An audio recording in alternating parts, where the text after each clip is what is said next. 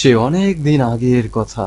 একটি পিঁপড়ে ও একটি ঘাসফড়িং অনেক ভালো বন্ধু ছিল। তারা একই গ্রামে পাশাপাশি থাকত।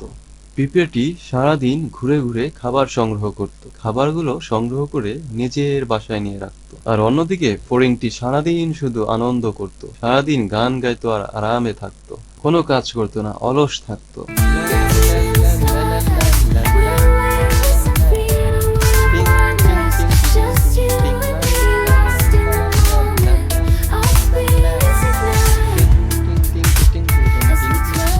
ফড়িংটি পিঁপড়েকে বলতো, এই যে পিঁপড়ে বন্ধু, এত কষ্ট করে কি হবে? একটু রেস্টে থাকো, আমার মতো গান গাও, আনন্দে থাকো। পিঁপড়ে বলতো, না বন্ধু, এখন আমরা যদি কাজ না করি শীতের সময় আমাদের না খেয়ে থাকতে হবে। সেজন্য আমাদের এখন কাজ করতে হবে। তুমিও পরিশ্রম করো বন্ধু, তুমিও কাজ করো, খাবার সংগ্রহ করো, না হলে খাবার সংকটে পড়তে হবে। এর কিছুদিন পর ঠান্ডা চলে আসলো। শীতকাল, প্রচন্ড ঠান্ডা, দিনরাত প্রচন্ড ঠান্ডা থাকে, সূর্যের দেখাই পাওয়া যায় না, প্রয়োজন ছাড়া কোনো প্রাণী বাহিরে থাকতো না।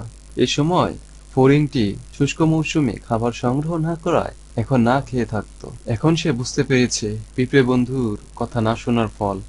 এখন সে নিজেই বলছে, আগে যদি পিঁপড়ে বন্ধুর কথা শুনতাম, তাহলে আমাদের এখন আর না খেয়ে থাকতে হতো না। এটা আমাদেরই ভুল, কাজ করা উচিত ছিল। অন্যদিকে পিঁপড়ে বন্ধুর যথেষ্ট পরিমাণ খাবার মজুদ রয়েছে। সে সারা শীত এই খাবার খেয়েই কাটিয়ে দিতে পারবে, তাকে আর খাবার সংগ্রহ করতে যেতে হবে না। সময় ভালো থাকতে কাজকর্ম করতে হবে, অলস বসে থাকা যাবে না, পরিশ্রম করতে হবে নিজের ভবিষ্যৎ উন্নয়নের জন্য। অলস বসে থেকে সময় নষ্ট করবেন তো সময় একটা সময় আপনাকে নষ্ট করবে। তো সেজন্য এখনই কাজ শুরু করুন, পরিশ্রম করুন, অলস বসে থাকবেন না।